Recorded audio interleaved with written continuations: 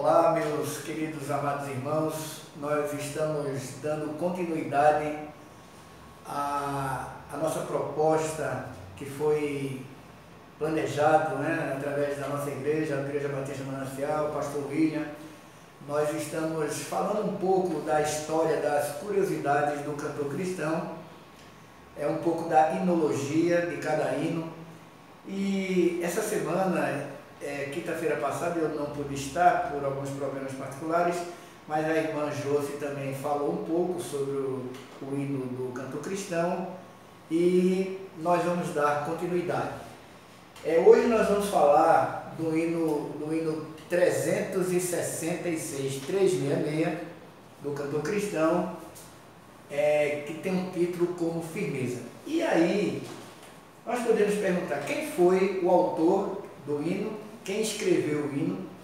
Nós podemos apontar para vocês, através da história da hinologia, que foi o pastor Edvard Motte.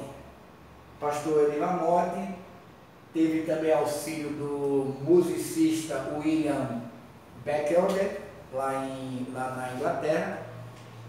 E pastor Motte, esse cidadão aqui, ele foi um menino, foi criado nas ruas de Londres, cujo os pais, ou seja, os pais do pastor, quando era criança na época, o pastor, eles eram donos de uma péssima reputação. Então, essa criança, na época ele criança, foi criado num meio muito carregado, ali no bairro que ele morava, porque os pais não davam exemplo para o filho.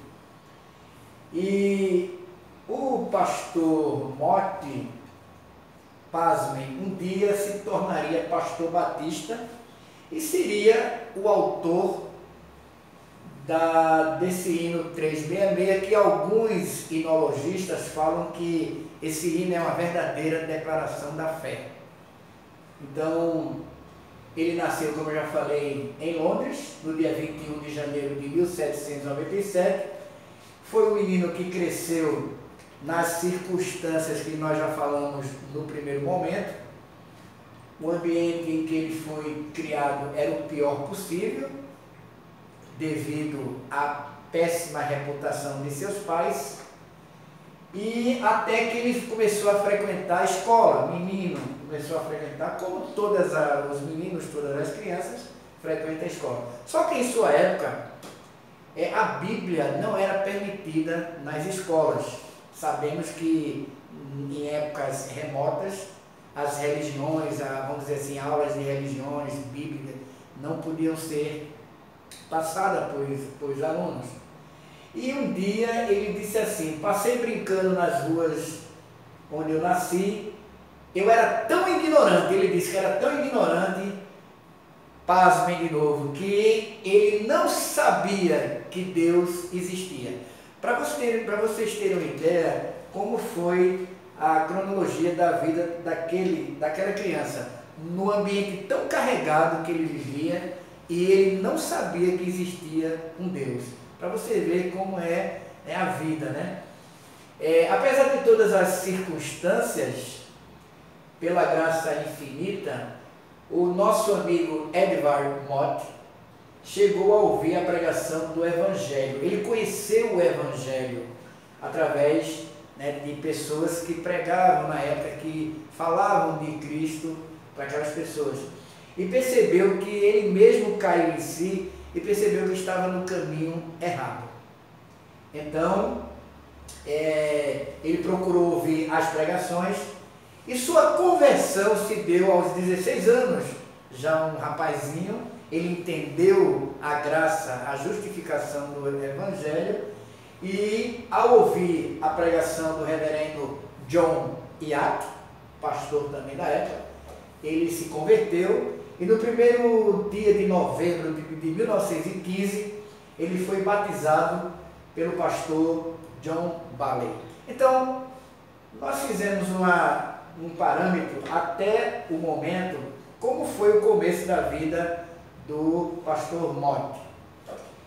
E quando ele ainda era jovem, ele começou a aprender uma profissão. Ele começou a trabalhar, aprender a profissão de marceneiro, ou marceneiro. E depois ele abriu a sua própria marcenaria. A profissão de marceneiro, isso não vem ao caso, mas é só para dar uma geral. A profissão de marceneiro é diferente do carpinteiro. O carpinteiro ele faz as madeiras que se colocam nos telhados. E o marceneiro, ele trabalha com móveis. Então ele trabalhava com móveis, o pastor, ele aprendeu essa profissão.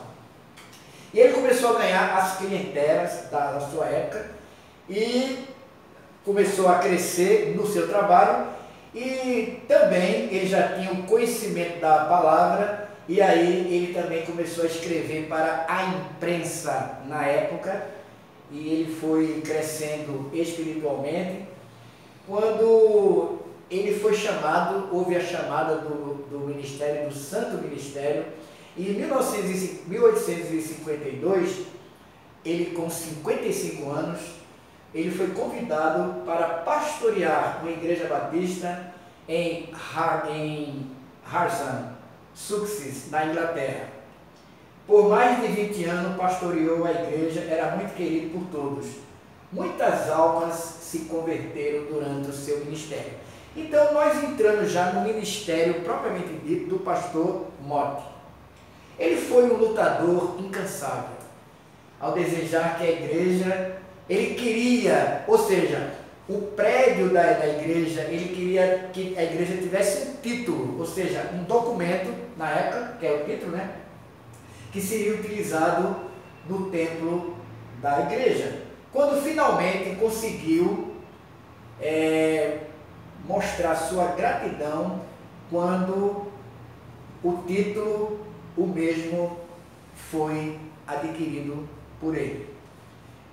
Edvard Mott recusou gentilmente a oferta daquele título que queriam ficar no nome dele, né? Como dizer assim, ó, você vai ter o título, a igreja vai se chamar Igreja Batista Edvard Mott, mais ou menos isso. Mas ele disse assim, ele disse uma palavra que até hoje muitos pregadores falam. Ele disse assim: não quero a capela, só quero o púlpito. E quando ele deixar de pregar a Cristo, podem me tirar dali. Foi as palavras do pastor Edvard Mott. Essa palavra ficou muito conhecida e transpassou pelos séculos até hoje. O hino Firmeza, agora vamos falar do hino. O hino Firmeza é o hino 366 do Cantor Cristão. Em todas as edições do Cantor Cristão, vocês vão ver que o número é o mesmo, 366. Só que no começo do século, quando os norte-americanos chegaram aqui no Brasil, os metodistas, os congregacionais, esse hino, ele passou a ser 93 no hinário para o culto cristão. Porém, retornou a sua origem, o seu número de origem, que é o 366. Foi quando a experiência dele foi escrita, contada pelo próprio Mott e publicado numa revista na época, numa imprensa de circulação, Gospel Herald, em Londres. E quando ele estava trabalhando na sua marcenaria, Mott estava pensando em escrever um hino sobre a experiência da vida cristã e da graça. Quase que imediatamente vieram à mente as palavras do estribilho. E o estribilho do hino, o hino 366. Que o estribilho é esse aqui, é só para vocês terem uma ideia. O hino 366, ele diz assim, o estribilho: a minha fé e o meu amor estão firmados no Senhor. Estão firmados no Senhor. Então, ele pensou logo no estribilho. Começando com essas palavras, ele procurou estruturar o resto do hino e quando terminou o dia, ele já estava com as estrofes do hino completas. Então, foi um trabalho, foi uma inspiração, né, de Deus quando ele escreveu esse hino. No domingo seguinte, ou seja, num domingo, ele foi visitar um senhor, um casal, senhor e senhora King, no caso, cuja a esposa estava adoentada. Motti tirou do bolso a letra do hino, que estava escrito no domingo, ou seja, que ele tinha feito no domingo anterior, e ao ouvi-lo, o casal pediu para que ele providenciasse uma cópia, ou seja, ele mostrou o hino para aquele casal. A senhora King estava muito doente, e aí o casal pediu para que ele providenciasse uma cópia, que eles haviam gostado do hino, que se sentiam confortados com as letras, com a música, com a melodia, com a composição. E na mesma noite, em sua própria casa, Motti escreveu mais 2 estrofes e depois entregou as estrofes ao casal King. Então são curiosidades, né, como os hinos influem na vida das pessoas. Vendo que o hino era parecido, ou seja, apreciado no caso, Motti inspirou, imprimiu as cópias dele e enviou para outro meio de circulação na época muito grande, o jornal Spiritual Magazine, sem contudo colocar o seu nome. Ou seja, como ele era uma pessoa muito simples, o vídeo foi criado num ambiente, né, apesar do ambiente carregado, mas era simples. Mas ele não gostava, ele fez algo, vamos dizer assim, oculto. Ele colocou, escreveu o hino, mas não colocou o nome da sua autoria no hino. Mais tarde, a revista logicamente publicou, e em 1836, um certo senhor Hess o publicou ainda sem o nome do autor. Esse cidadão aqui olhou o hino, gostou e publicou numa pequena coleção de hinos. E em 1837, David Dern também editou no Inário, incluindo por sua vez o hino de Motti. Eu queria que os amados só prestassem atenção, porque o Inário para o culto cristão e o cantor cristão, há uma diferença às vezes muito enorme nos hinos, na interpretação dos hinos. Os hinos, às vezes, a melodia é igual, mas a música é diferente, ou vice-versa. Como havia visto o hino pela primeira vez no Inário, o senhor Hess, aquele que publicou também sem o nome dele, supondo que o hino fosse do compilador do Inário. Lembra que eu falei no Inário para o culto cristão? Já que não aprecia o nome do autor. Ok? Dern publicou o hino como sendo da autoria de Hess. Ou seja, meus queridos, houve uma confusão, houve um atrapalho, vamos dizer assim, santo, quando eles se confundiram. Por quê? Porque justamente o pastor Motti, quando escreveu, ele não colocou o nome dele. Então houve essa pequena atrapalhada. A confusão resultante foi esclarecida logo depois, em virtude que o próprio Motti, pastor Motti, publicou o Inário Hymns of Praise e colocar o seu nome no Inário. Depois de muito tempo, o pastor Motti, sabe uma coisa, eu vou botar logo o meu nome, que está dando confusão. Foi mais ou menos isso. Está dando confusão e eu vou logo colocar o meu nome. Então ele colocou o nome do hino, e aí, na sua forma original, o hino foi publicado com as estrofes e intitulado O Imutável Base da Esperança de um Pecador, e como subtítulo A Experiência Cristã da Graça. Então, cada um que denominava, que dizia, que falava que o hino era isso, que o hino era aquilo, como lá atrás ele falou que, alguém falou que era o hino da expressão, né, da segurança, na confiança em Deus, ou seja, a pessoa na confiança em Deus. Motti, que durante a sua vida toda gozava de uma saúde excepcional. Alguns dizem que o pastor Motti nunca deixou o púlpito por causa de doenças, ou de alguma dor de cabeça, ou um mal-estar. Foi quando ele começou a falhar. Aos 77 anos, o pastor começou a se sentir um pouco, né, doente em sua vida. Ele percebeu que estava se aproximando o fim da sua vida. Eu acho muito interessante, meus queridos, quando o servo do Senhor, ele reconhece que as suas limitações estão chegando ao fim. Isso é muito difícil, mas o povo dessa época tinha isso. E eu entendo que é muito amor, muito trabalho a causa cristã. Eu conheci muitos pastores nos anos 70, 80 que também tiveram essa, vamos dizer assim, eles preveniram, né? Um exemplo, o pastor Haroldo Charles, grande pastor batista, professor do seminário teológico, poliglota, ele reconheceu que a sua vida estava chegando ao fim. Então ele realmente se isolou. Ele foi para uma casa de anciões, o Lar Batista Ancião, e ficou ali até o fim da sua morte, porque ele preveu a sua morte. E agora ele percebeu que estava se aproximando do fim da sua vida, e uma das últimas declarações dele foi essa daqui: agora vivo nas verdades que tenho pregado, que servem para nelas se morrer. Ou seja, ele viveu, e já que ele cumpriu, então também a morte, pós a morte, as pessoas iam reconhecer a vida do pastor morto. No dia 13 de novembro de 1874, Edvard Motte faleceu cheio de vida, porque ele já estava um pouco debilitado. Em nada ponho a minha fé, senão na graça de Jesus. Podemos até dar uma ideia mais ou menos como é o cântico desse hino.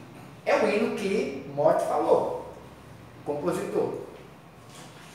Em nada ponho a minha fé, senão na graça de Jesus, no sacrifício remidor, do sangue do bom Redentor.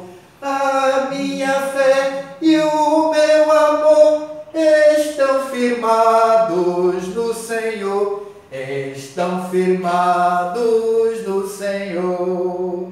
Se lhe não posso a face ver, na sua graça vou viver, em cada transe sem falhar, sempre hei de nele confiar. A minha fé e o meu amor estão firmados no Senhor, estão firmados no Senhor.